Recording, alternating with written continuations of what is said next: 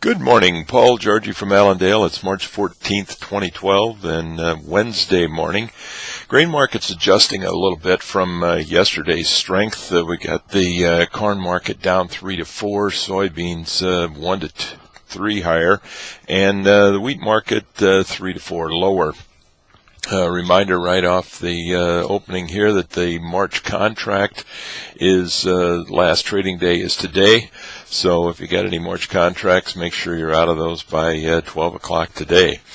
The main focus, I believe, is today, other than some profit taking, is the concern of the port situation in Brazil. The port of Rosario, or in Argentina, I should say, the port of Rosario.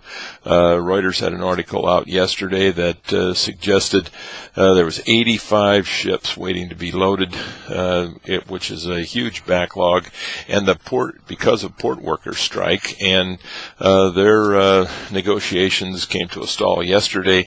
The next meeting is set up for March 26th, almost 2 weeks away. So that is a huge concern, and that's certainly providing support for soybeans here in the U.S.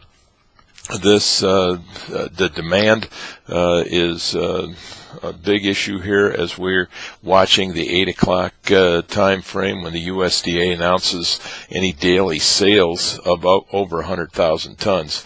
Yesterday we had the 240,000 tons of corn going to unknown destinations. Many believe that it is China. Today we'll have to see what kind of announcements are made. It's believed that China is going to be continuing to buy a lot more beans. Their demand during the month of February and January even were very slow as far as soybean imports, suggesting that they will need more soybeans here come March and through the rest of the year. So that will be monitored very closely, and I think we'll continue to talk about that. We've got some problems though in the outside markets today with the bond market under a lot of pressure. Took out technical support there, down over a full point this morning. You've got the gold market under a lot of pressure, down $42 as we speak. The dollar is stronger, crude oil is lower, so the outside markets this morning are not giving us the support that we might need to continue this rally in the grain complex. So don't be surprised if we get a bit of a setback here, just because of the momentum is slowing. We have the quarterly stocks report on March 30th. That's a key support factor for the corn market. The trade and many analysts are believing that that's going to be the factor that boost this corn price higher, because they're going to need to the USDA will likely reduce those stocks of corn that we have available here on a quarterly basis. That remains to be seen. It is likely that they will lower stocks compared to last year, but how much is going to be the question that's going to be asked here going into that report. And it should provide some support for the corn market as we approach that date. However, on the new crop corn side, the anticipation there is a lot more acres of corn because of the profitability of corn planting versus other crops.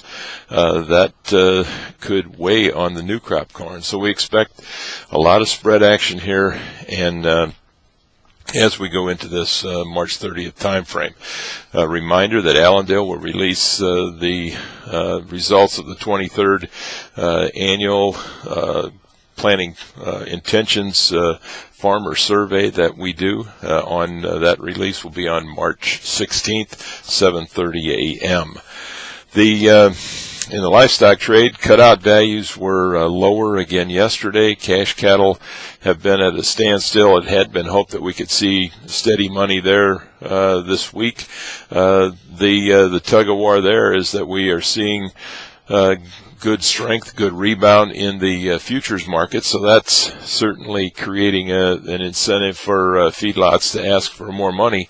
However, on the packer side, they want to try to buy them as cheaply as possible, as they always do, but cutout values there are not giving much incentive to pay up for cattle. However, the tight supplies, I think, will prevail, and we expect to see some at least steady prices here this week that the packers will have to pay to get enough cattle.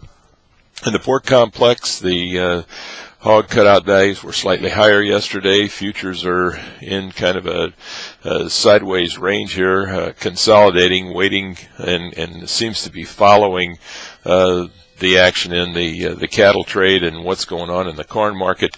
The pork complex is also getting a tremendous amount of support from export business, and that will be a concern as we have seen the dollar rally, and actually from a technical standpoint the dollar has broke out to the upside through some major resistance areas. So a lot of things going on, a lot of movement here in different commodities having its impact on others, and it's a reason to stay in touch with Allendale's research.